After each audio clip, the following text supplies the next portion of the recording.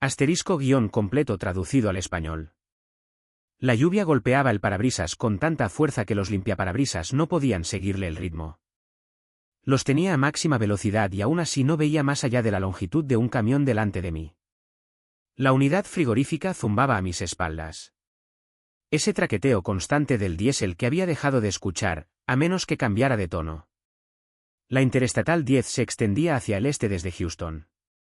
Probablemente difícil de distinguir en la oscuridad, con la lluvia convirtiendo todo en faros borrosos y asfalto mojado. Últimamente había estado viviendo más en la cabina que en mi apartamento. Así era como se daban las cosas.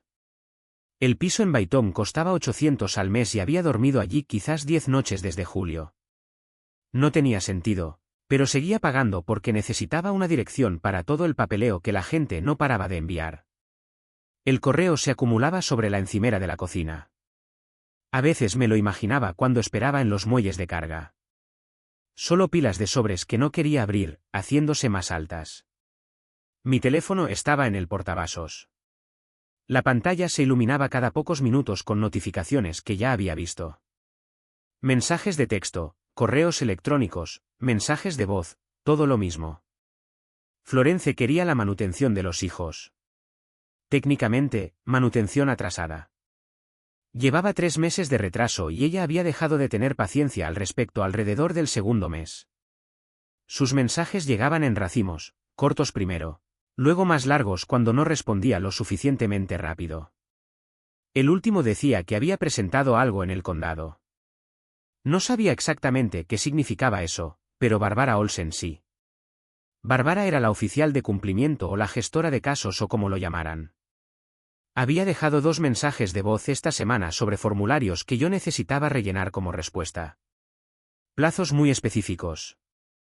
Tenía ese tipo de voz que se mantenía calmada y educada mientras dejaba claro que ya la estabas fastidiando. No la había llamado de vuelta aún. Supuse que tendría que hacerlo pronto. Joel Marcato, del banco, tenía su propio enfoque. Llamaba una vez al día, siempre alrededor de las 10 de la mañana. Siempre el mismo tono suave. La cuota del camión estaba vencida. Solo quería ponerse en contacto, ver si podíamos solucionar algo, explorar mis opciones. Yo sabía cuáles eran las opciones. Pagarla o perder el camión. Joel no lo decía así, pero a eso se reducía todo. Nada de eso se comparaba con el mensaje de voz de Nancy Sin. Lo había escuchado 4 veces ya. Era doctora en el hospital de Galveston. La doctora de Cooper, supongo. No malgastaba palabras. Cooper Howell necesitaba una cirugía y requerían un depósito antes de poder programarla. $2.500 debían pagarse antes del viernes. Hoy era martes. No tenía $2.500. No tenía $500. En la cuenta bancaria tal vez había 200. Y eso tenía que cubrir el combustible para terminar este viaje en el que ya estaba. Después de eso, me pagarían, pero el cheque tardaría 3 días en liberarse. E incluso entonces, serían solo 1.100. Las cuentas no salían, no importa cómo intentara organizarlas. Cooper era familia. En realidad, eso era todo lo que había. Me había ayudado más veces de las que podía contar. Y ahora él necesitaba ayuda, y yo no tenía nada que darle. Eso se asentaba en mi pecho con cierta pesadez. Hacía difícil pensar en cualquier otra cosa. El teléfono vibró de nuevo. Miré hacia abajo. Irene Gibson, despacho de Roadrunner Transportation. Dejé que sonara 2 veces antes de contestar. Sí, Phoenix, ¿ya estás vacío? Su voz sonó clara. Ese ritmo de despachadora que convertía todo en logística. Dejé la carga en Beaumont hace 1 hora. De regreso. Bien. Tengo algo si lo quieres. Lo quería. No importaba que fuera. ¿De qué se trata el viaje? Tráiler sellado, la que Charles Abatón Rouge. Recoger esta noche. Entregar mañana por la mañana. Tarifa nocturna. Tarifa nocturna significaba tiempo y medio. ¿Cuánto paga? 900. Dije que sí antes de que terminara de decir el número. Lo tomo. ¿Seguro? Es de último minuto y el clima está feo por ahí. Seguro. Hizo una pausa, probablemente sorprendida de que no hiciera más preguntas. De acuerdo, te envío los detalles ahora. Recogida a las 2300 en el depósito de Lake Charles. Frigorífico sellado. No rompas el sello. Directo a Baton Rouge. Recibirás la dirección de entrega cuando estés a 1 hora. Entendido. Phoenix. Sí. No rompas el sello. Lo dicen en serio. Ok. Colgó. El teléfono vibró de nuevo inmediatamente. Los detalles del despacho llegando. No los miré todavía. $900. Eso más los 1100 que me debían significaban 2000. Todavía 500 menos, pero más cerca. Tal vez podría posponer algo más. La cuota del camión ya estaba atrasada, así que otra semana no lo empeoraría. Florence se enfadaría, pero ya estaba enfadada. El papeleo de Bárbara podía esperar. Me incorporé a la carretera que cortaba hacia el sur, rumbo a Lake Charles. La lluvia no había amainado. Más bien, caía con más fuerza. El tráiler se balanceaba un poco con el viento y reduje la velocidad. No tenía sentido apresurarse cuando no podías ver. El indicador de combustible estaba justo por debajo de la mitad. Eso me molestó un poco. Tendría que repostar antes de la recogida y el diésel estaba a $4 el galón. Fácilmente $50 o $60. Las cuentas empezaron a correr de nuevo en mi cabeza. 200 en la cuenta menos 60 de combustible dejaban 140. Eso tenía que durar hasta el viernes, cuando se liberara el primer cheque. Luego 900 más de este viaje, probablemente el lunes. Luego, los 2000 en total todavía me dejaban 500 por debajo de lo que Nancy Sin necesitaba para el viernes. Podía sentir la tensión en mis hombros. Esa familiar pesadez que llevaba sentada allí desde hacía meses, volviéndose más pesada. Perder el camión no era una opción. Sabía que sin el camión no podía trabajar. Y sin trabajo, no podía pagar nada. Ni la manutención, ni el depósito para la cirugía, ni el alquiler del apartamento en el que no vivía. Todo se venía abajo si el camión desaparecía. Así que, la cuota del camión tenía que pagarse eventualmente, solo que no esta semana. Cooper necesitaba la cirugía. Nancy Sin había sido clara al respecto. No exactamente una emergencia, pero tampoco algo que posponías. Y él ya había estado esperando, haciendo esa cosa que hace donde actúa como si todo estuviera bien y no quisiera ser una carga. Odio eso. Debería haberme llamado antes, pero no lo hizo. Y ahora estábamos aquí, con un plazo límite el viernes y yo conduciendo a través de una tormenta tratando de averiguar qué factura podía ignorar por más tiempo. La carretera se extendía vacía delante. La mayoría de la gente tenía el sentido común de no salir a las carreteras con este tiempo. Solo yo y unos pocos camiones más, todos arrastrándonos con las luces de emergencia encendidas. Pensé en llamar a Cooper, decirle que estaba trabajando en ello, pero no sabría qué decir si preguntaba cómo, así que no llamé. El parabrisas se empañó por dentro y giré el botón del desempañador. La lluvia golpeaba el techo de la cabina lo suficientemente fuerte como para no poder oír la radio. La había apagado en algún lugar cerca de Beaumont, de todos modos. No necesitaba el ruido. Lake Charles estaba quizás a 1 hora y media. La recogida a las 2300 me daba tiempo para repostar y tomar algo para comer si quería. No tenía hambre, pero probablemente debería comer. Eso era lo que me había estado diciendo a mí mismo durante las últimas 6 horas. El teléfono se encendió de nuevo. Florence. Dejé que pasara al buzón de voz. $900 por una noche de trabajo sonaban bien hasta que recordabas que todavía no eran suficientes. Eso era lo que nadie te decía sobre estar sin Blanca. No era solo que no tuvieras dinero. Era que incluso cuando conseguías dinero, desaparecía antes de llegar a tu cuenta. Ya gastado en cosas que estaban vencidas, por vencer o a punto de vencer. Siempre ibas retrasado, siempre luchando, siempre tratando de averiguar qué fuego apagar primero. Miré los espejos. Nada más que lluvia y oscuridad detrás de mí. Lo del tráiler sellado era un poco raro, pero no tanto. Algunas cargas llegaban selladas desde el cargador, y no se suponía que las tocaras hasta la entrega. Normalmente cosas de alto valor o productos farmacéuticos o algo así. Aunque Irene había hecho hincapié en ello. Asterisco, no rompas el sello. Lo dicen en serio, asterisco. Bien. No rompería el sello.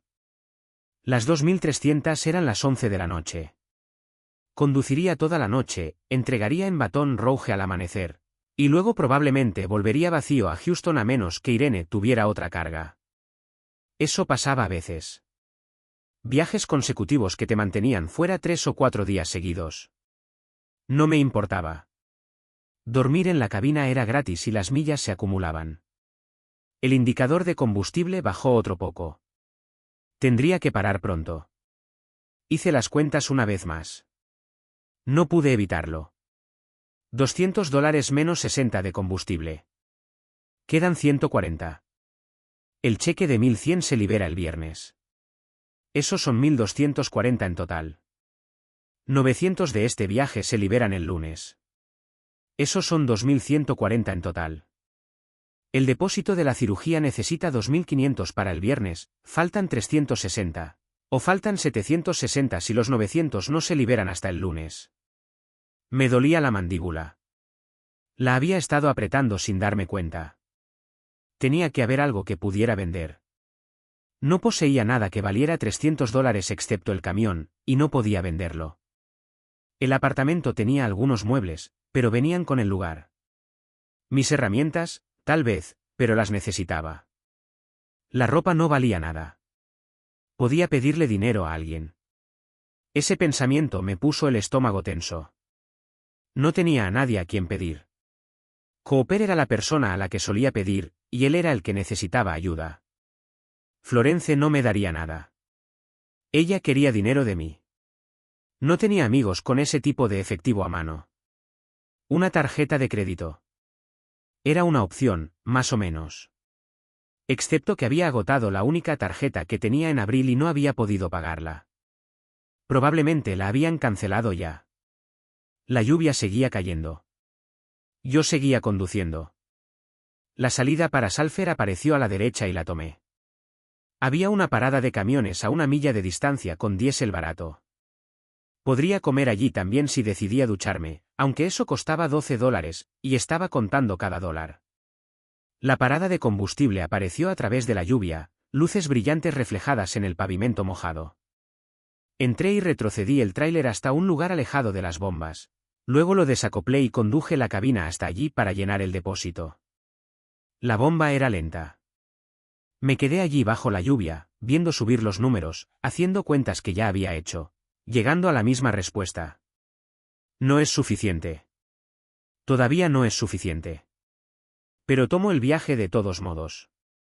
Conduciré a Lake Charles, recogeré el tráiler sellado, lo entregaré en Baton Rouge, tomaré los $900 y resolveré el resto después.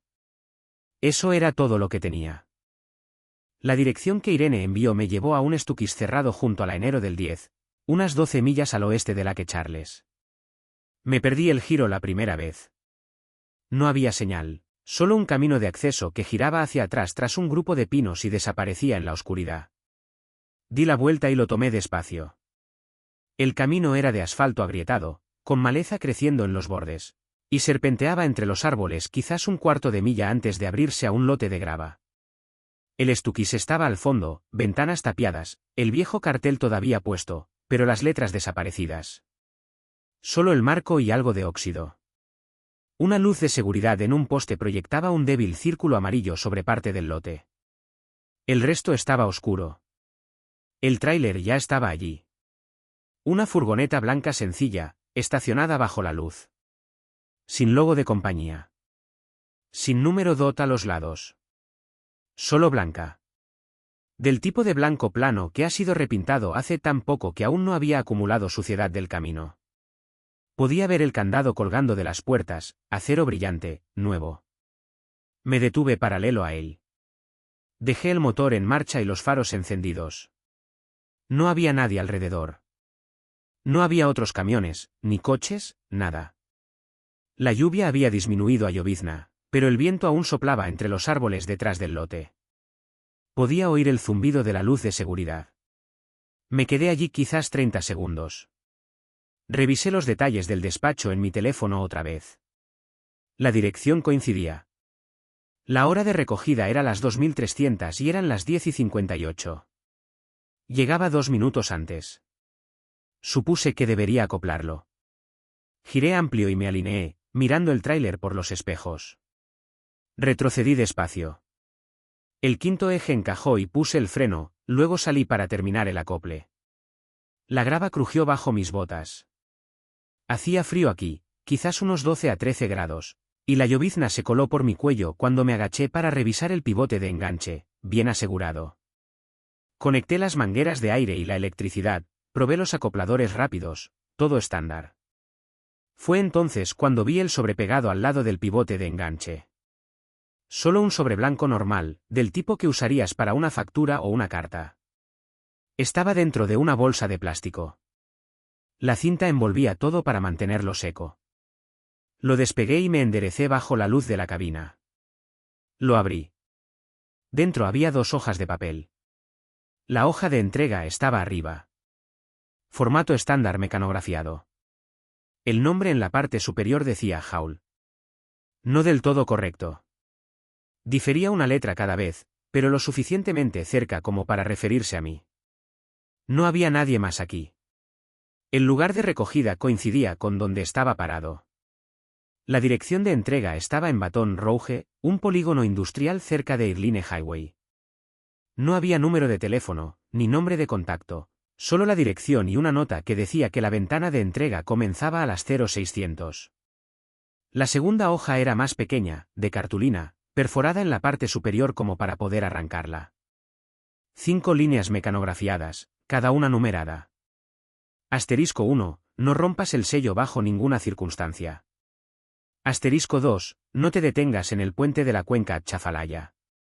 Asterisco 3, si oyes golpeteos desde el tráiler, cubre el reloj del salpicadero inmediatamente. Asterisco 4, si alguien habla por radio el nombre de tu compañía, no respondas. Asterisco 5, solo puedes estacionar en el Exxon de Grostete si es necesario hacer una parada. Lo leí 2 veces. La primera regla tenía sentido. Carga sellada, no rompas el sello. Estándar para carga de alto valor o farmacéuticos. La regla 2 era rara pero no imposible. Tal vez el puente tenía obras o querían evitar paradas de inspección. La regla 3 no tenía ningún sentido.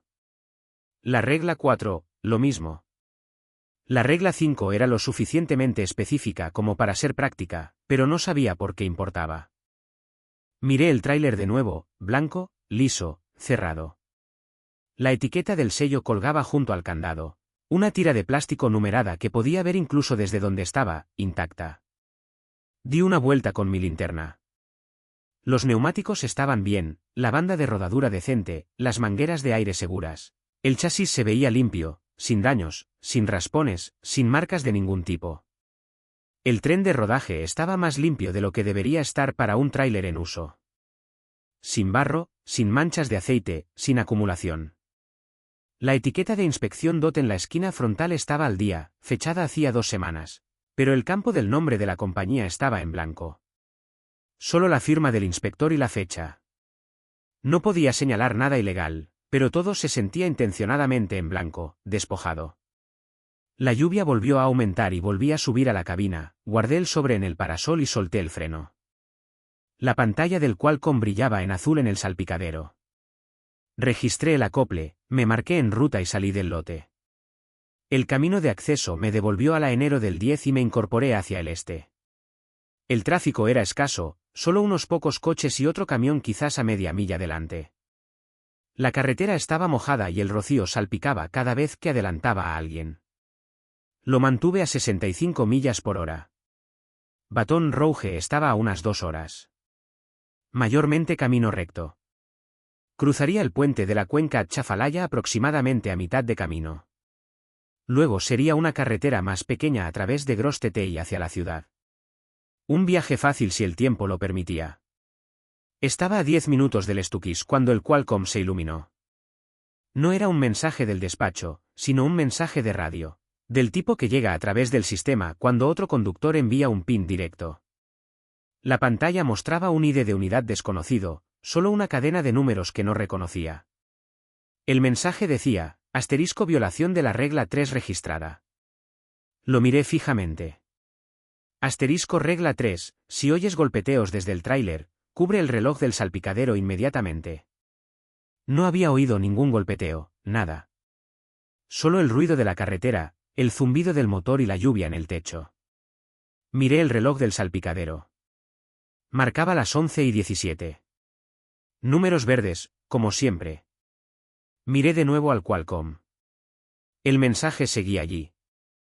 No sabía cómo responder a una unidad desconocida, y no tenía ni idea de qué diablos estaban hablando. Escribí, asterisco no se oyeron golpeteos. Reloj descubierto. Sin violación, asterisco lo envié. Observé la pantalla. El mensaje aparecía como entregado, pero no hubo respuesta. Revisé los espejos. Nadie detrás de mí. El camión de delante había desaparecido. Debía haber tomado una salida. Solo yo y la carretera abierta bajo la lluvia. Apagué la radio, aunque ya estaba apagada. Bajé la ventanilla una pulgada y escuché. Lluvia.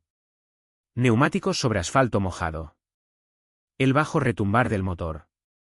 Viento contra el costado del tráiler. Ningún golpeteo.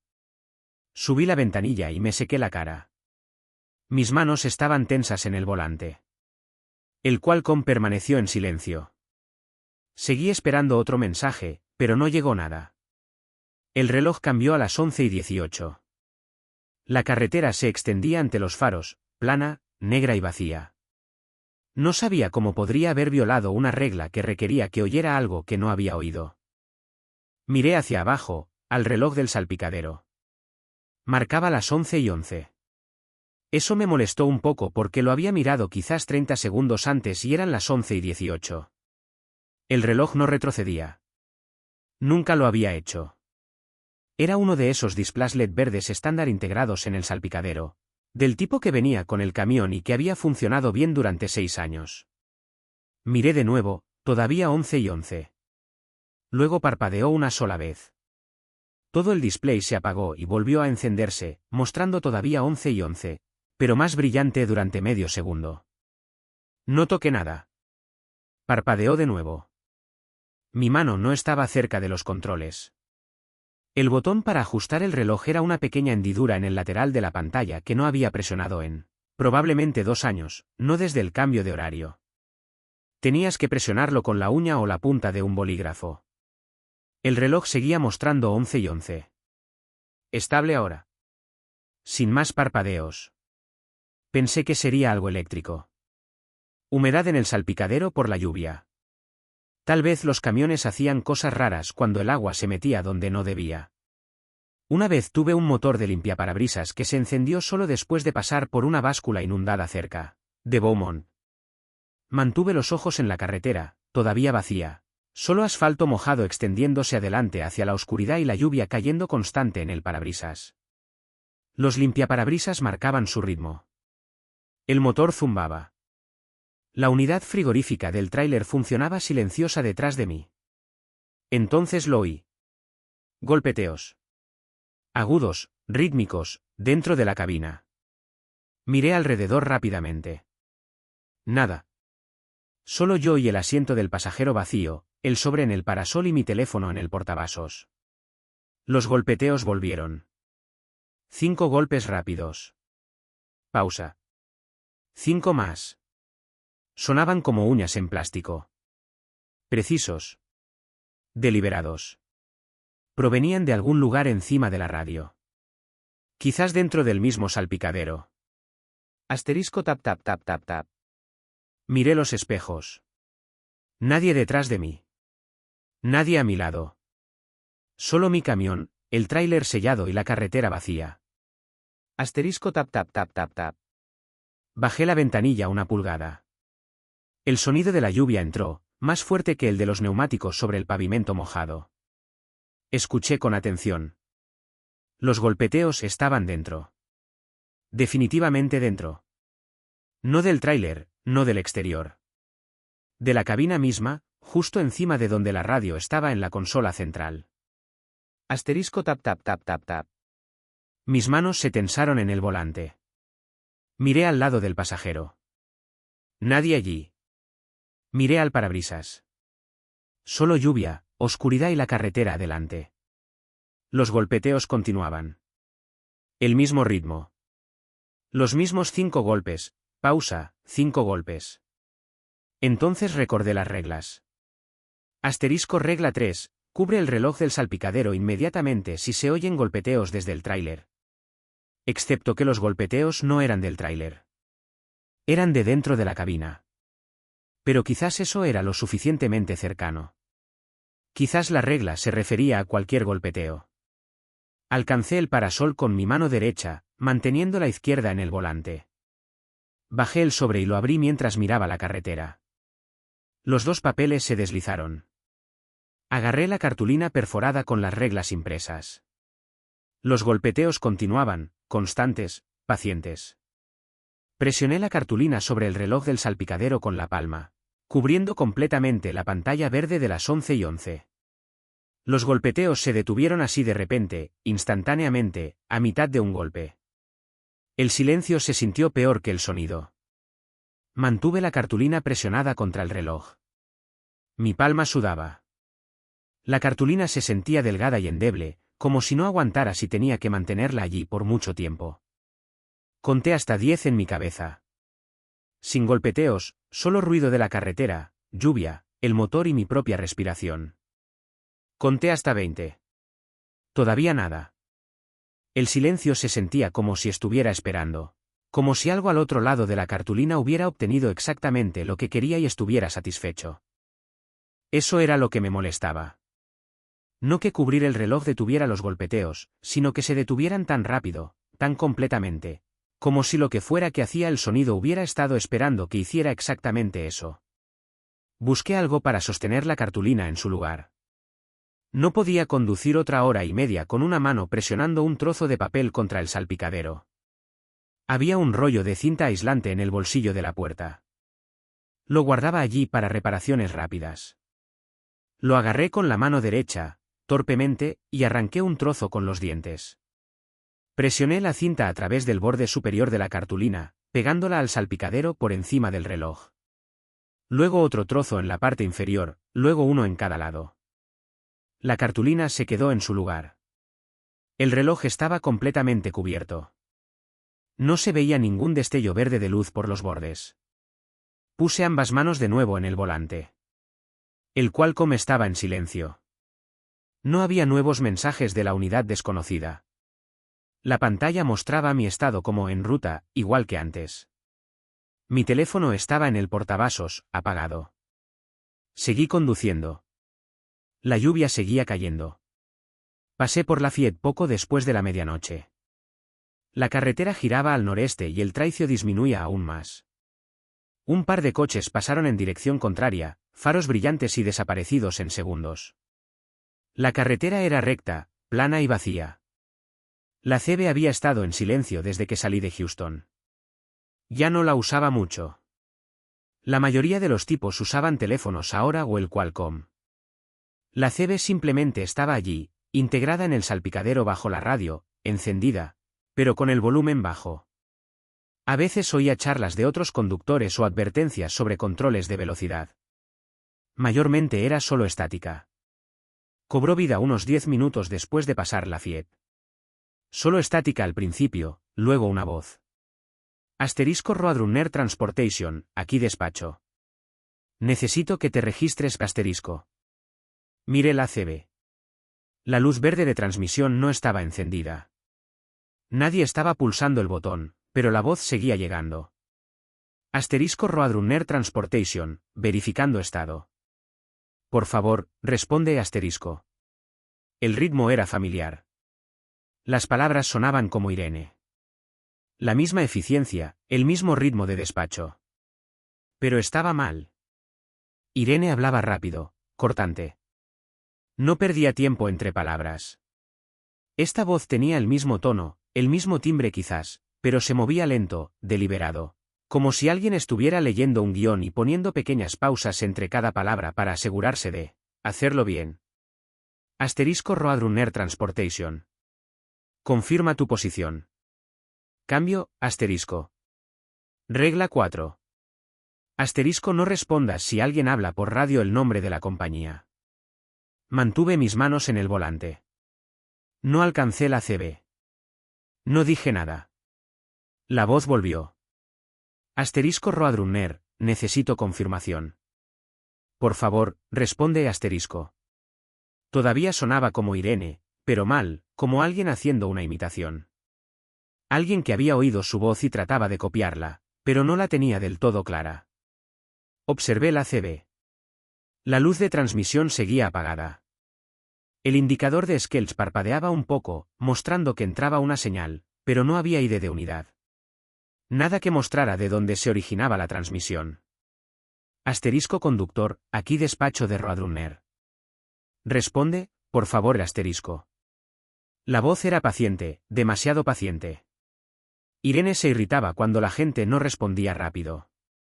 Esta voz simplemente seguía, constante, calmada y equivocada. Bajé la mano y giré la perilla del volumen completamente a la izquierda. La voz se cortó a mitad de palabra.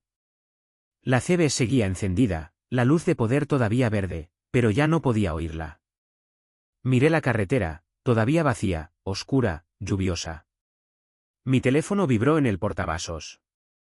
Miré hacia abajo. Una notificación de mensaje iluminó la pantalla. Número desconocido, sin nombre. Lo tomé con la mano derecha y lo desbloqueé. El mensaje era corto. Bien. Mantente callado. El puente intentará intercambiar. RB. Lo leí 2 veces. RB. Ronnie Bradley. El nombre que Irene había mencionado una vez de pasada. Gerente de seguridad nocturna en Roadrunner. Nunca lo había conocido, nunca había hablado con él, no tenía su número. Miré el número desconocido en la parte superior del mensaje. No estaba guardado en mis contactos. Probablemente nunca lo estaría. El puente intentará intercambiar, no sabía qué significaba eso. ¿Intercambiar qué? ¿Con quién? El puente de la cuenca Chafalaya estaba quizás a 40 minutos adelante. Lo había cruzado cientos de veces. 18 millas de carretera elevada sobre pantano y agua. 2 carriles en cada dirección. Sin salidas, sin arcenes lo suficientemente anchos para parar. Solo puente y nada más hasta salir al otro lado. Regla 2, no te detengas en el puente de la cuenca Chafalaya. Puse el teléfono de vuelta en el portavasos. La pantalla se apagó después de unos segundos. Mi instinto se sentía pesado. Esa advertencia se asentó allí y no se movió. El puente intentará intercambiar, como si el puente fuera algo vivo, algo que quería algo de mí. Seguí conduciendo. La carretera se extendía adelante hacia la lluvia y la oscuridad. La cartulina todavía estaba pegada sobre el reloj del salpicadero. La CB en silencio. Mi teléfono en el portavasos con una advertencia de alguien a quien nunca había conocido. 65 millas por hora, manos a las 10 y las 2, ojos en la carretera. El puente estaba esperando. La salida para el puente apareció alrededor de las 12:40. No planeaba tomarla. La ruta seguía recto por la Interestatal 10 a través de la cuenca. Sin giros hasta Baton Rouge, pero el tráfico se ralentizó adelante. Solté el acelerador y vi las luces de freno agrupadas quizás a media milla de distancia. No parar y arrancar, solo todos reduciendo velocidad a la vez, agrupándose. Miré mis espejos. 2 coches detrás de mí, un camión más atrás. Nadie cerca. Las luces de freno se extendían más a medida que me acercaba. Podía ver el patrón ahora. El tráfico canalizándose de 2 carriles a 1. Conos naranjas bordeaban el carril derecho, forzando todo hacia la izquierda. Bengalas ardían en el arcén, rojo químico brillante contra el asfalto mojado. Un sedán estaba de lado a través del carril derecho con el capó abollado y la puerta del conductor abierta. Otro coche estaba en ángulo hacia el arcén detrás de él, luces de emergencia parpadeando. Un accidente, probablemente reciente. Las bengalas todavía brillaban. Reduje a 40 millas por hora y me acerqué. El camión delante de mí se movió al carril izquierdo y siguió, recuperando velocidad una vez que pasó los conos. Los dos coches detrás de mí hicieron lo mismo. Incorporarse a la izquierda. Pasar. Dejar atrás. Pero alguien estaba haciendo señas. Un policía estatal parado justo después de los conos en el arcén. Una mano gesticulando hacia la grava, la otra sosteniendo una linterna. Llevaba todo el equipo. Sombrero de campaña, impermeable, cinturón de servicio. El haz de la linterna se balanceaba de un lado a otro en un arco lento, apuntando al arcén, animando a la gente a detenerse, a parar y dar declaraciones quizás, o solo a reducir la velocidad y tener cuidado. Me quedé en el carril izquierdo. El policía seguía haciendo señas. Su linterna se dirigió hacia mí cuando me acerqué al accidente. Miré a la derecha sin girar mucho la cabeza, solo lo suficiente para verlo claramente por un segundo. La placa de identificación en su pecho decía Raymond Simon. Miré su cara. No tenía una. No exactamente. Había una cara allí, pero parecía borrosa. Esa es la única palabra que tengo para ello. Como si alguien hubiera pasado un pulgar mojado y arrastrado sus rasgos antes de que se secaran. Ojos, nariz, boca. Todos estaban allí más o menos, pero difuminados. Sin bordes, sin definición. No pisé el freno. Mantuve el pie firme en el acelerador y pasé a 40 millas por hora, observándolo con el rabillo del ojo. No se movió, solo se quedó allí con la linterna apuntándome, haciendo señas con la otra mano, lenta y constantemente. Asterisco vamos, para. Detente en el arcén. Para, asterisco. No me detuve. El accidente pasó a mi derecha. El sedán abollado, el coche con las luces de emergencia, las bengalas, los conos. Raymond Simon de pie con su sombrero de campaña, sin cara. Miré mi espejo. Todo se desvaneció. No lentamente, simplemente desapareció. Las bengalas se apagaron. Los conos desaparecieron. Los coches se esfumaron. El policía se fue. La carretera detrás de mí se extendía limpia y vacía, mojada y negra bajo las escasas luces elevadas. Sin accidente, sin bengalas, sin agente, solo asfalto. Miré de nuevo, inclinándome hacia el espejo para asegurarme. Nada. La carretera estaba vacía. El camión que había estado detrás de mí todavía estaba allí, quizás un cuarto de milla atrás ahora. Pero todo lo demás, el accidente, la escena, todo había desaparecido. Puse ambas manos de nuevo en el volante y seguí conduciendo. Mi corazón latía bastante rápido. No era pánico exactamente, solo rápido. No sabía lo que había visto. Quizás una alucinación. La fatiga hace eso a veces en viajes largos. Tu cerebro rellena cosas que no están allí. Excepto que no estaba cansado. Había dormido 4 horas esa tarde antes de salir de Houston. Estaba bien. El Qualcomm permaneció en silencio. Mi teléfono no vibró. Llegué al puente de la cuenca unos 15 minutos después. La carretera se elevaba delante de mí, separándose del suelo firme y subiendo al tramo elevado. Sin transición, solo carretera plana a través del pantano. Luego, de repente, estás en el puente y no hay nada más que agua negra debajo durante las próximas 18 millas. La lluvia volvió a aumentar mientras empezaba a subir, cayendo más fuerte, y el viento golpeó desde la izquierda, empujando contra el tráiler. Reduje a 55 millas por hora. El puente no tiene mucho arcén. 2 carriles por sentido, una baja barrera de hormigón entre ellos, y barandillas en los bordes. Si te sales, caes al agua. Eso es todo. El frigorífico zumbaba detrás de mí. El motor tiraba constante. Los limpiaparabrisas funcionaban a máxima velocidad. No podía ver mucho más allá de las barandillas.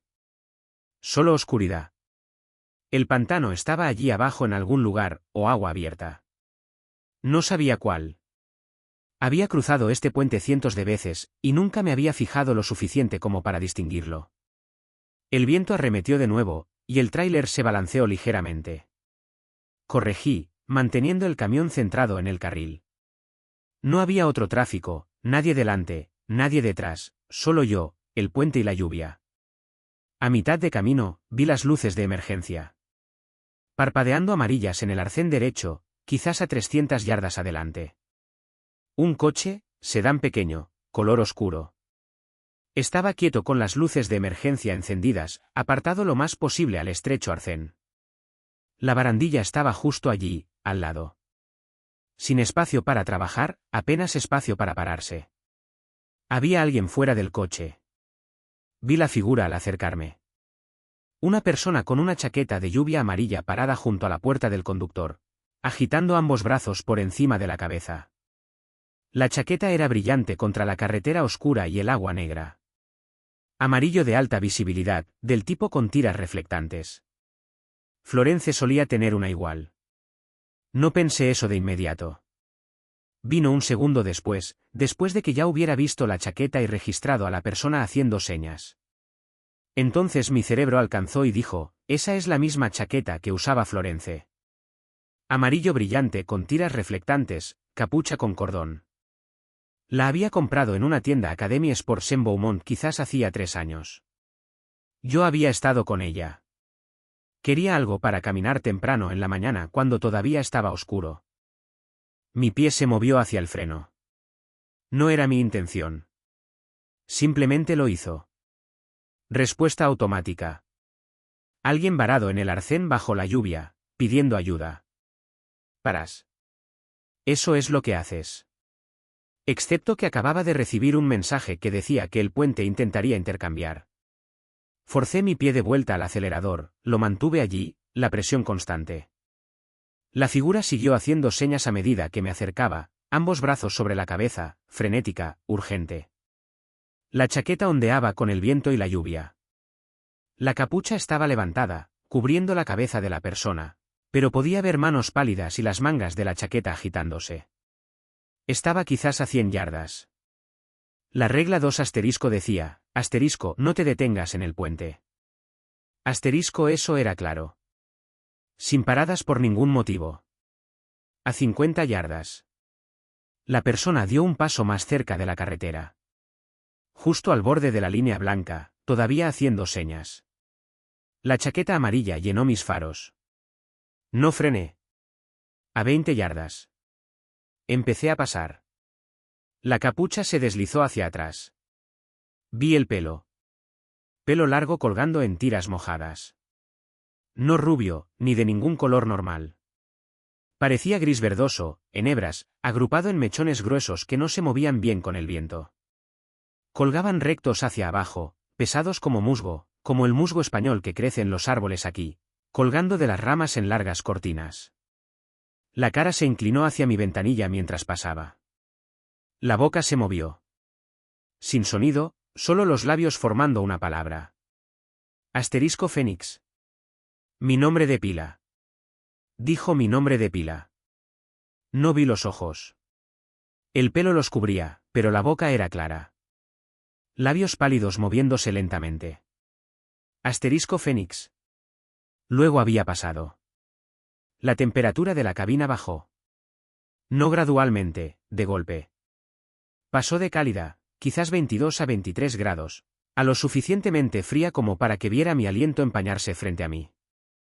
Los bordes del parabrisas se escarcharon. No empañados, escarcha real. Cristales de hielo extendiéndose hacia adentro desde las esquinas en finas telas blancas. Puse el desempañador al máximo y seguí conduciendo. Los golpeteos comenzaron de nuevo, quizás un minuto después de que pasara a la mujer de la chaqueta amarilla. Esta vez no desde el salpicadero, sino desde la pared del dormitorio detrás de mi asiento. Giré la cabeza y miré la estrecha cortina que separaba la cabina del dormitorio. Nada se movía. Los golpeteos continuaron. 5 golpes rápidos, pausa, 5 golpes, el mismo ritmo que antes, provenientes de la pared misma, como si alguien estuviera al otro lado golpeando con los nudillos contra el panel de metal. No había nadie ahí atrás. El dormitorio medía quizás 3 pies de profundidad, solo espacio suficiente para un colchón delgado y un compartimento de almacenamiento. Lo había vaciado hacía 2 semanas. Nada dentro excepto un saco de dormir enrollado y una bolsa de plástico con calcetines de repuesto. Los golpeteos se detuvieron. Luego algo pesado golpeó contra la pared interior del tráiler. No un desplazamiento, ni la carga acomodándose. Un movimiento deliberado que recorrió toda la longitud del tráiler detrás de mí. Metal flexionándose bajo peso, suspensión balanceándose ligeramente mientras lo que fuera se movía desde un extremo hacia la cabina. El sonido viajó hacia adelante. Lo sentí a través del asiento, a través del suelo. Una presión rodante lenta que terminó en algún lugar directamente detrás de la pared del dormitorio. Luego se detuvo. Mantuve ambas manos en el volante. Mi aliento todavía se empañaba frente a mí y el desempañador funcionaba a toda potencia, despejando lentamente la escarcha de los bordes del parabrisas. La unidad frigorífica del tráiler zumbaba constante detrás de la cabina. La carretera adelante estaba vacía y mojada. Todavía estaba en el puente, con quizás 6 o 7 millas antes del extremo este. El Qualcomm sonó. Miré la pantalla. Un nuevo mensaje. El ID de la unidad mostraba el número real de despacho de Irene. El de verdad, que había visto cientos de veces en confirmaciones de carga y solicitudes de registro. El mensaje decía, *Fénix, detente en el área de descanso del puente de la cuenca, marcador de milla 127, para confirmar integridad del sello. Carga B4491. Responde con ETA *. Lo leí 2 veces. Parecía completamente normal. Lenguaje estándar de despacho. El número real de unidad de Irene. El número de carga real del sobre en el parasol. El marcador de milla 127 estaba quizás a 2 millas adelante, a la derecha, una pequeña área de descanso con mesas de picnic que nadie usaba nunca. Durante quizás 3 o 4 segundos, quise creer que era solo trabajo. Solo Irene verificando una carga sellada de alto valor porque eso es lo que hace el despacho en viajes nocturnos, cuando el cargador es particular con la documentación. Luego, esa sensación de que era normal, de que debía detenerme, responder y confirmar el sello y mantener todo profesional, se sintió peor que la mujer en el arcén. Peor que la cara borrosa de Raymond Simon. Se sintió como si algo quisiera que pensara que tenía sentido. No respondí. No toqué el Qualcomm. Solo seguí conduciendo y vi pasar el marcador de milla 127 a mi derecha bajo la lluvia. El Qualcomm sonó de nuevo. No miré. La CB cobró vida de nuevo, aunque la perilla del volumen todavía estaba girada completamente a cero. Estática llenó la cabina. Luego llegó una voz. No una voz, varias superpuestas, hablando al mismo tiempo, pero desfasadas medio segundo, de modo que podía oír cada una por separado si me concentraba. La primera voz dijo, habitación 214. El número de habitación de Cooper en el hospital de Galveston. Segundo piso, ala este. Había estado allí 2 veces el mes pasado.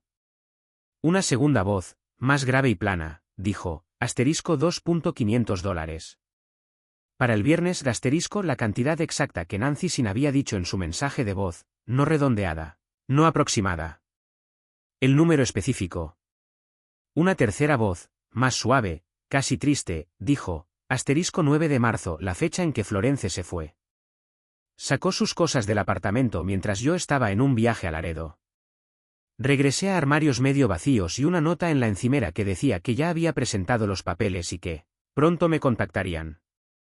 Miré fijamente la CB. La luz verde de encendido seguía encendida. La perilla del volumen todavía estaba en 0. Las voces seguían llegando. 3 meses de retraso. Joel Marcato, First Commerce Bank, cuenta vencida. Barbara Olsen, gestora de casos. 2 mensajes de voz. Plazos incumplidos. Lo sabían todo. Cada nombre, cada número, cada fecha que había estado tratando de no pensar mientras conducía. Luego llegó una nueva voz, más clara que las otras, cortando a través de la estática superpuesta. Sonaba calmada, razonable. Podemos arreglarlo. Todo. El depósito se libera esta noche. La cuota del banco se pone al día. Florence recibe su manutención y el condado archiva el caso. Solo detente. Confirma el sello. Déjanos ayudarte, asterisco. Miré el arcén. Nada allí. Solo asfalto mojado, la baja barrera de hormigón y oscuridad más allá de la barandilla. Asterisco Cooper recibe su cirugía, continuó la voz. Asterisco tú conservas el camión. Todo se soluciona. Has estado trabajando tan duro, Fénix. Has estado intentándolo. Lo vemos. Queremos ayudarte. Solo detente, asterisco. Mi pie se movió hacia el freno de nuevo. Alcancé con mi mano derecha y arranqué la cartulina de las reglas del salpicadero, donde la había pegado sobre el reloj. La cinta se despegó y la cartulina se soltó, dejando visible de nuevo la pantalla verde de las 11:11, todavía atascada en la misma hora, todavía equivocada. Presioné la cartulina con fuerza contra mi palma, doblándola ligeramente. Luego la volví a colocar sobre el reloj y la mantuve allí con toda la mano plana contra el salpicadero. Las voces continuaron quizás 5 segundos más. Luego empezaron a desvanecerse, no todas a la vez. Una por una fueron desapareciendo, superponiéndose hacia abajo hasta que solo quedó estática. Luego la estática cambió a un zumbido mecánico bajo, constante y parejo como un tono de marcado o el zumbido de un servidor. Luego eso también se desvaneció. La CB quedó en silencio. Mantuve mi mano sobre la cartulina otros 10 segundos. Luego saqué la cinta aislante de nuevo del bolsillo de la puerta y volví a pegar los bordes. Mis manos temblaban lo suficiente como para que la primera tira quedara torcida. El puente estaba terminando. Podía ver la carretera comenzando a descender ligeramente, el tramo elevado volviendo al nivel del suelo. Quizás una milla más, quizás menos. El motor falló, solo una vez. Un tropiezo en el acelerador. Una pérdida momentánea de potencia que hizo que toda la cabina se sacudiera hacia adelante antes de que el motor se recuperara y se suavizara. Revisé los indicadores. El combustible bien, presión de aceite normal, temperatura del refrigerante justo donde debía estar. Nada mal. La pantalla del GPS en el salpicadero se iluminó en azul brillante y apareció una nueva ruta. Una gruesa línea púrpura divergiendo de la Interestatal 10 y curvando a la derecha hacia una carretera de servicio. La voz automatizada dijo, asterisco en 0.3 millas. Toma la salida a la derecha hacia la carretera de servicio sur. Miré adelante. No había salida en 0.3 millas. Solo el final del puente y la carretera continuando recta a través de un pantano bajo y árboles dispersos. El GPS se actualizó. Asterisco recalculando. En 0.2 millas, toma la salida a la derecha hacia la carretera de servicio sur asterisco. Todavía no había salida. Podía ver la carretera claramente ante mis faros, recta adelante. Sin rampa, sin giro. Mi teléfono vibró en el portavasos. Lo tomé. Nuevo mensaje, número desconocido, diferente del número RB que me había escrito antes. El mensaje decía, asterisco el sello se romperá solo si pierdes la próxima salida. Serás responsable. Sal ahora, asterisco. Miré hacia arriba. Una señal de salida verde apareció en el arcén derecho, quizás a 200 yardas adelante. Letras reflectantes brillantes bajo mis faros. Asterisco carretera de servicio sur, 1 milla. Había cruzado este puente cientos de veces. No había salida aquí. La próxima salida era Gros TT, otras 8 millas después del final del puente. El GPS repitió, asterisco en 0.1 millas, toma la salida a la derecha. La señal se acercó. La rampa de salida apareció detrás, curvándose hacia abajo y a la derecha en la oscuridad. Asfalto fresco, pintura nueva en las líneas, una barrera reflectante a lo largo del borde. Mantuve mis manos en el volante y mi pie firme en el acelerador y conduje recto, pasando la salida. La señal desapareció en mi espejo, simplemente se fue, la rampa con ella. Un chasquido agudo resonó a través de la lluvia, lo suficientemente fuerte como para oírlo sobre el motor, el desempañador y los limpiaparabrisas. Provenía del tráiler. Toda la unidad se balanceó violentamente hacia la izquierda, la suspensión oscilando, el peso desplazándose con tanta fuerza que el tractor fue arrastrado de lado. El volante giró bruscamente en mis manos y corregí a la derecha, luchando contra la tracción. Ambas manos agarradas al volante y mi bota presionando el acelerador para mantener el impulso y la potencia a través del balanceo. El tráiler se balanceó de nuevo, esta vez hacia la derecha, luego volvió al centro. Los neumáticos patinaron ligeramente sobre el pavimento mojado. Mantuve el volante firme y no frené. Frenar me haría hacer un jackknife. El puente terminó. La carretera se niveló. Tierra firme debajo de nuevo.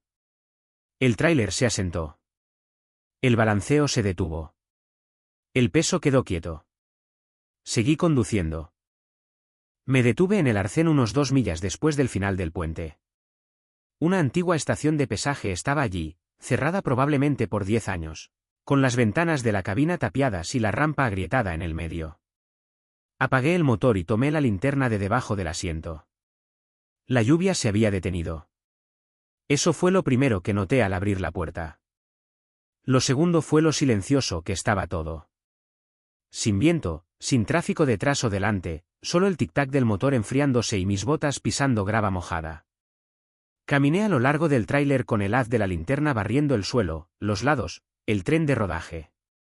Todo parecía bien, neumáticos bien, mangueras de aire seguras, chasis sólido. Llegué a las puertas traseras y dirigí la luz al sello. Estaba intacto. La etiqueta numerada colgaba donde debía, enhebrada en la hebilla sin romperse. El candado estaba debajo. Acero pesado con el arco cerrado firmemente. Pero el candado estaba mojado. No mojado por la lluvia. Otra cosa. Oscuro y viscoso, acumulado en la curva donde el arco se encontraba con el cuerpo, goteando por la cara en líneas lentas que no se movían correctamente. El aceite gotea rápido y fino. Esta sustancia se movía espesa, casi reptando, deslizándose por el metal y deteniéndose a mitad de camino como si cambiara de opinión. Me acerqué y enfoqué la luz. La sustancia no reflejaba. Absorbía el haz, lo volvía opaco, hacía que todo el candado pareciera más blando de lo que debería. No podía distinguir de qué color era. Negro quizás, o rojo oscuro, o algo intermedio que no tenía nombre. No olía a nada. Eso me molestó más que si hubiera olido.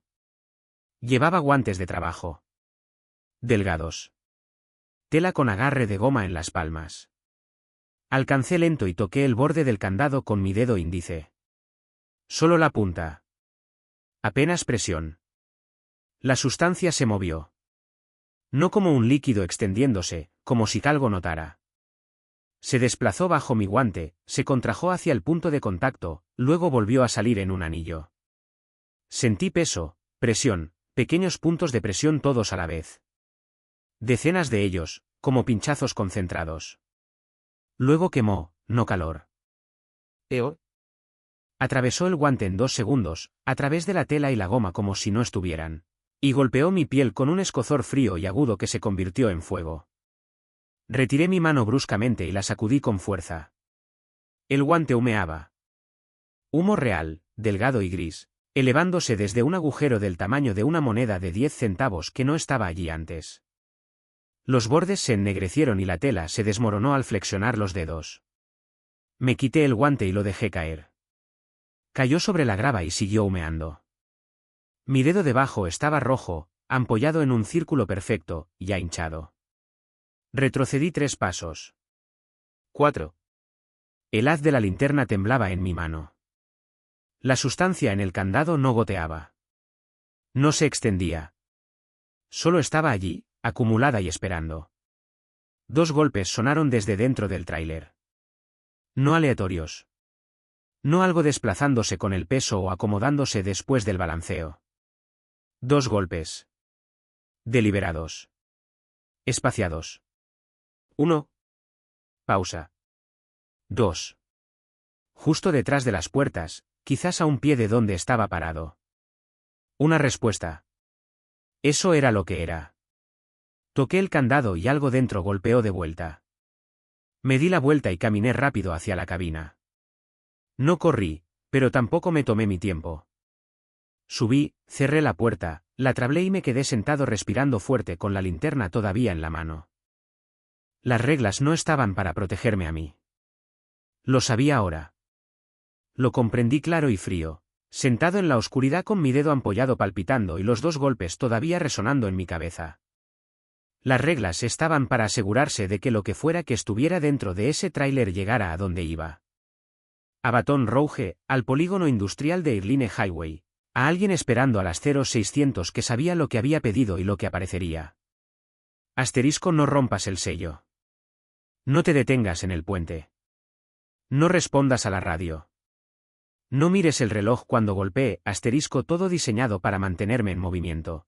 Evitar que me detuviera, que cortara el candado, que abriera las puertas. Mantener la carga contenida y dirigida al este. Yo era el sistema de entrega. Eso era todo. No les importaba si yo llegaba. Les importaba si el tráiler llegaba. Encendí el motor. La Exxon en Grostete estaba justo al lado de la carretera, exactamente donde la tarjeta de reglas decía que estaría. La única parada autorizada. Tomé la salida a la 1:40 de la madrugada y entré al estacionamiento despacio, revisando la distribución. 2 bombas, una tienda pequeña con frente de vidrio y luces fluorescentes brillantes adentro, espacios de estacionamiento vacíos a un lado, un coche al fondo, sedán oscuro, nadie dentro. Retrocedí el camión hasta el borde trasero del lote, lejos de las bombas, con las puertas del tráiler mirando hacia el campo vacío detrás de la estación en lugar de hacia la tienda. Me tomó 3 intentos conseguir el ángulo correcto. Cuando puse el freno y apagué el motor, podía ver la entrada de la tienda en el espejo del conductor. Una persona adentro detrás del mostrador, mujer joven, pelo oscuro, con una camisa polo y una etiqueta con nombre que no podía leer desde aquí. Me quedé sentado un minuto. Mi dedo todavía dolía. Lo había envuelto con cinta aislante en la estación de pesaje. 3 vueltas apretadas para mantener presión sobre la ampolla. Palpitaba cada vez que mi pulso latía. Estaba alcanzando el tirador de la puerta cuando lo vi. Un hombre con una chaqueta de Roadrunner caminando por el lote desde la dirección del sedán oscuro. Alto, quizás 6 pies, hombros anchos, pelo corto encaneciendo en los lados. Caminaba firme y seguro, manos en los bolsillos como si hubiera estado esperando. Y ahora su turno comenzaba. Se detuvo a unos 10 pies de mi puerta y me miró a través de la ventanilla. Sonrió. No amigable. Profesional. Bajé la ventanilla a la mitad. Phoenix Howell dijo. No respondí. Ronnie Bradley, gerente de seguridad nocturna, Roadrunner Transportation. Sacó una credencial de su bolsillo y la mostró. Tarjeta laminada, foto, logo de la compañía. Parecía real. Recibí una llamada sobre tu carga. Llegó una queja del cliente hace unos 20 minutos. Dice que la temperatura del frigorífico ha estado fluctuando. Necesito inspeccionar la carga y confirmar que el sello está intacto. El sello está bien, dije. Estoy seguro, dijo él, pero la política dice que debo verificarlo en persona cuando llega una queja. Ya sabes cómo es. Se acercó un paso, sacando un portapapeles de debajo de su chaqueta. No tomará mucho. Solo necesito que cortes el sello para que pueda revisar los registros de temperatura dentro y confirmar la integridad del producto. Luego lo volvemos a sellar con una nueva etiqueta y estarás de vuelta en la carretera en 15 minutos. 20 máximo. Miré más allá de él hacia la tienda. La cajera estaba reabasteciendo un estante cerca del fondo, sin prestar atención. El lote todavía vacío excepto por el sedán y mi camión. No llegó ninguna queja, dije. Ronnie inclinó la cabeza. El despacho me la pasó directamente. Carga B4491. Esa es la tuya, ¿verdad? Era el mismo número del sobre. No voy a cortar el sello, dije. Su sonrisa no se movió. Es la política, Phoenix. Las quejas de clientes requieren inspección inmediata. Si no cumples, la carga se marca y tu estado de contratista entra en revisión. Yo no hago las reglas. Solo las hago cumplir. Me moví en mi asiento y capté el reflejo en el vidrio de la tienda. Ronnie estaba parado frente a mi camión solo, manos en el portapapeles. Pero en el vidrio, en la amplia ventana que recorría la longitud del edificio, Había cuatro siluetas paradas donde él estaba. 4 figuras superpuestas, ligeramente desplazadas, como exposiciones apiladas incorrectamente. La misma altura, la misma postura, pero demasiadas.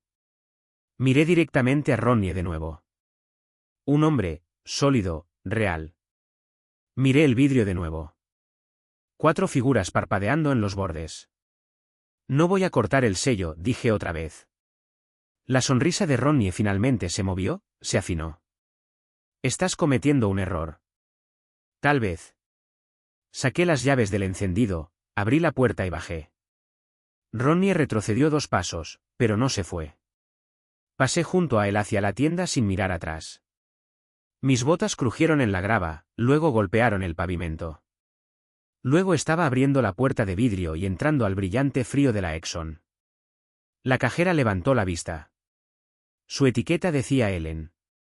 Era más joven de lo que pensé, quizás de unos 30 años, con ojos cansados y una sonrisa educada que surgía automáticamente. Hola, dijo. Hola. Metí la mano en mi bolsillo, saqué la tarjeta de reglas, todavía con cinta en los bordes de donde la había arrancado del salpicadero, y la puse en el mostrador entre nosotros. Ellen miró hacia abajo, luego hacia mí. ¿Qué es esto? Evidencia, dije. Si algo pasa. Su sonrisa se desvaneció. ¿Sí que pasa? Los golpeteos comenzaron fuerte, más fuertes de lo que nunca habían sido en la cabina. 5 golpes. Pausa. 5 golpes. Provenían del exterior, de la dirección del camión, lo suficientemente claros como para que los ojos de Ellen se abrieran y su cabeza girara hacia las ventanas. ¿Qué es eso? Preguntó. No respondí. Estaba mirando a través del vidrio, más allá de las bombas, al camión. Ronnie se había ido. El portapapeles estaba en el suelo donde había estado parado. El sedán al fondo del lote todavía estaba allí, pero la puerta del conductor estaba abierta ahora. No la había oído abrirse. Los golpeteos volvieron. 5 golpes. Pausa. 5 golpes. Ellen retrocedió del mostrador. ¿Ese es tu camión? Sí. ¿Qué lleva? No lo sé. Me miró fijamente, luego a las ventanas. Luego alcanzó debajo del mostrador y pulsó un botón que no pude ver. Una alarma silenciosa. Probablemente del tipo que va directo al sheriff de la parroquia sin hacer ruido en la tienda. Creo que deberías esperar afuera, dijo. Su voz temblaba. Me quedo aquí. Los golpeteos se hicieron más fuertes. Los agentes del sheriff llegaron en 8 minutos. 2 de ellos, un hombre y una mujer, ambos con uniforme, ambos con las manos cerca de sus cinturones al entrar. El hombre era mayor, quizás 40, con la cabeza afeitada y una placa que decía Michei. La mujer más joven, de unos 30 años, pelo rubio y moño apretado, placa que decía Vázquez. ¿Quién llamó? Preguntó Michei. Ellen me señaló. Él trajo esa tarjeta y dijo que iba a pasar algo. Luego empezó el ruido. Vázquez miró la tarjeta de reglas todavía sobre el mostrador. No la tocó. ¿Qué tipo de ruido? Golpeteos, dijo Ellen. De su camión. Michei me miró. ¿Esa es tu máquina ahí atrás? Sí. ¿Qué lleva? Carga sellada. No sé. ¿No sabes qué estás transportando? Está sellada. No se supone que la abra. Vázquez pasó junto a mí hacia las ventanas, mirando hacia el camión. Los golpeteos se habían detenido unos 3 minutos antes. Todo estaba tranquilo ahora. Activó su radio. Despacho, aquí unidad 12. Verifica una placa comercial para mí. Leyó mi número de matrícula. Michei se mantuvo enfocado en mí. ¿Hay alguien más aquí contigo? Había, dije. Un tipo llamado Ronnie Bradley. Dijo que era el gerente de seguridad nocturna de Roadrunner. Quería que cortara el sello para una inspección. ¿Dónde está ahora? ¿Se fue? ¿Se fue a dónde? No sé. Estaba afuera cuando entré. Luego no estaba. Vázquez volvió de la ventana. Hay un portapapeles en el suelo junto a tu camión y un coche con la puerta abierta. Nadie dentro. Michelle la miró. Ella asintió hacia la puerta. Ambos salieron. Me quedé en la tienda con Ellen, que se había movido al extremo más alejado del mostrador y agarraba su teléfono con ambas manos. A través del vidrio, vi a los agentes dar vueltas alrededor de mi camión con linternas, revisando la cabina, el tráiler, el tren de rodaje. Vázquez se detuvo en las puertas traseras y apuntó su luz al candado. Le dijo algo a Michelle. Él se acercó, miró, luego retrocedió rápido y se limpió la mano en el pantalón, aunque no había tocado nada. Siguieron algo en el suelo. Huellas probablemente, marcas mojadas cruzando desde donde había estado Ronnie hacia el tráiler. Vi sus luces seguir el camino lento y cuidadosamente hasta detenerse en el tándem trasero del lado del pasajero. Las huellas terminaban allí, justo en la rueda. Vázquez se agachó mirando debajo del tráiler. Michelle dio la vuelta por el otro lado. Se reunieron de nuevo en las huellas y se quedaron parados hablando. Ambos mirando al tráiler como si se hubiera movido cuando no miraban. El tráiler se sacudió. Lo vi desde dentro de la tienda.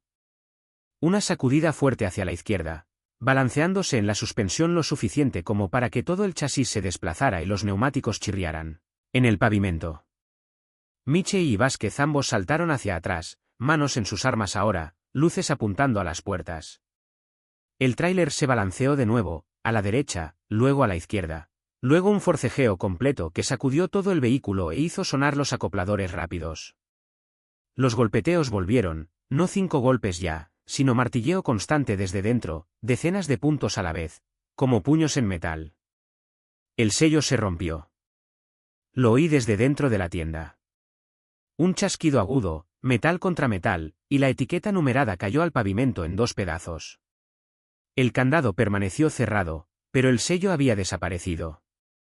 Las puertas no se abrieron, pero algo dentro empujó y la puerta izquierda se combó hacia afuera media pulgada. Luego volvió a aplanarse de golpe. Lodo negro salió a chorros desde la rendija en la parte inferior. Venía rápido, espeso y humeante, extendiéndose por el pavimento en un charco oscuro que se movía mal. Demasiado lento en los bordes y demasiado rápido en el centro. No seguía la pendiente. Se extendía uniforme en un círculo perfecto, como si eligiera dónde ir. Vázquez activó su radio. Despacho, Unidad 12. Necesitamos bomberos y materiales peligrosos en la Exxon de la autopista 190. Respuesta inmediata. Sustancia desconocida filtrándose de un tráiler comercial. No esperé el resto. Salí corriendo por la puerta, a través del lote, pasando a los agentes que retrocedían del charco que se extendía. Fui directo a la cabina, tiré de la puerta, subí, encendí el motor. Michelle gritaba algo, pero no lo oí. Puse la marcha, solté el freno y pisé el acelerador. El camión se sacudió hacia adelante. El enganche aguantó 2 segundos, luego el pasador se rompió con un sonido como un disparo, y los acopladores rápidos se arrancaron, las mangueras de aire azotando hacia atrás y chispeando contra el pavimento. El tractor se soltó y seguía adelante. Motor rugiendo, dejando el tráiler atrás en el lote de la Exxon con el lodo todavía derramándose y los agentes gritando en sus radios. No miré atrás. Para el amanecer, estaba en Baton Rouge. Estacioné el tractor en una parada de camiones cerca de Irline Highway, a 3 millas de donde se suponía que estaba la dirección de entrega, y llamé a la línea de averías. No a Irene, no al despacho. El sistema automatizado. Marqué mi número de unidad, el número de carga y seleccioné fallo mecánico del menú. Asterisco pasador de enganche roto, daño en mangueras de aire, tráiler dejado en última ubicación conocida. Dejé la dirección de la Exxon y colgué. Luego esperé. El sol salió anaranjado y brumoso sobre las chimeneas de la refinería al este. El tráfico aumentó en la carretera. Me senté en la cabina con el motor apagado y las ventanillas entreabiertas, viendo camiones llegar y partir, escuchando las charlas de la CB sobre tráfico, básculas y precios del combustible. Mi teléfono no sonó. El Qualcomm no sonó. Nadie vino a buscarme. Al mediodía, mi teléfono vibró. Una notificación de la aplicación del banco. Asterisco depósito recibido, $900 de Roadrunner Transportation, con la línea de notas diciendo, * finalización de contrato. Carga B4491 *. Me pagaron. Como si lo hubiera entregado. Como si el trabajo estuviera terminado. Miré fijamente la pantalla hasta que se apagó. Luego abrí el sitio de facturación del hospital y entré. El pago se procesó en 90 segundos. Envié los 900 completos al número de cuenta que Nancy Sin había incluido en su mensaje de voz, con el nombre de Cooper y la referencia del depósito para la cirugía en el campo de notas. La página de confirmación se cargó. * transacción exitosa. Saldo pendiente, $1.600 para el viernes, *. Todavía no lo tenía todo, pero tenía 900 más que ayer. Llamé al hospital, esperé a través del menú, me transfirieron 2 veces. Finalmente, una mujer contestó. Oficina de facturación. Habla Chloe. Soy Phoenix Howell. Acabo de enviar $900 para el depósito de la cirugía de Cooper Howell. Necesito confirmar que se procesó. Teclas sonando. Una pausa. Sí, lo veo aquí. Publicado hace unos 2 minutos. Eso lleva el depósito a 900 de los 2.500 requeridos. El saldo es de 1.600, para el final del día viernes, para el horario de cirugía del lunes. Lo tendré, dije. De acuerdo, enviaremos un correo de confirmación a la dirección en archivo. ¿Hay algo más en lo que pueda ayudarte hoy? No, gracias. Colgué, me quedé sentado en el estacionamiento de la parada de camiones con el sol subiendo más alto, la temperatura aumentando y el aire comenzando a oler a diésel y asfalto. La cirugía de Cooper iba a seguir adelante. Esa era la parte que importaba. Todavía tenía que encontrar 1.600 más en 3 días, pero 900 era un comienzo. El cheque de 1.100 se liberaría mañana si llegaba a tiempo. Eso sería 2.000 en total. Averiguaría los últimos 500, vendería algo, lo pediría prestado, saltaría otro pago en otro lado. Lo resolvería. Volví a la interestatal alrededor de las 2 de la tarde, rumbo oeste hacia Houston. El tráfico era ligero. El cielo despejado. La unidad frigorífica se había ido. Dejada atrás con el tráiler, así que el tractor funcionaba silencioso. Solo el motor y la carretera. Mi teléfono sonó 2 veces antes de llegar a la línea de Texas. Primero Florence. Dejé que pasara al buzón de voz. Luego yo el marcato del banco. También dejé esa. Barbara Olsen no llamó. Quizás lo haría mañana. Quizás el papeleo del condado podía esperar otra semana. Quizás no. No lo sabía aún. Lo que sí sabía era esto, no entregué lo que había en ese tráiler. Acepté el trabajo. Lo acoplé. Seguí las reglas el tiempo suficiente para pasar el puente, las voces, la salida falsa y la cosa de la chaqueta amarilla. Llegué a Grostete y luego me detuve. No corté el sello. No abrí las puertas.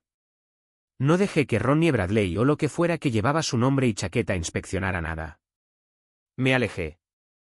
Dejé que el enganche se rompiera. Lo dejé allí filtrándose y forcejeando en el estacionamiento de una gasolinera a 20 millas de Baton Rouge, y me fui. Y aún me pagaron, esa era la parte a la que seguía regresando. Me pagaron como si hubiera terminado. Como si no importara que el tráiler nunca llegara al polígono industrial de Irline Highway. Como si el trabajo siempre hubiera sido solo acercarlo lo suficiente.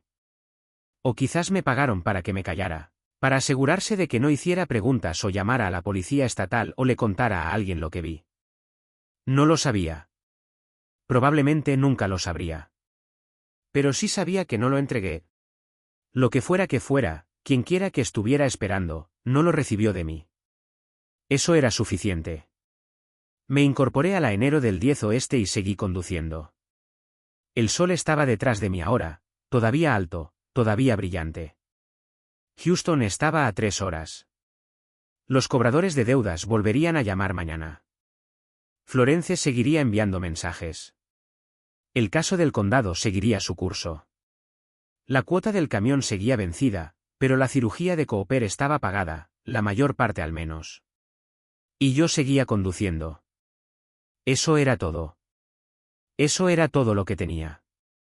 Supuse que sería suficiente para llevarme a casa.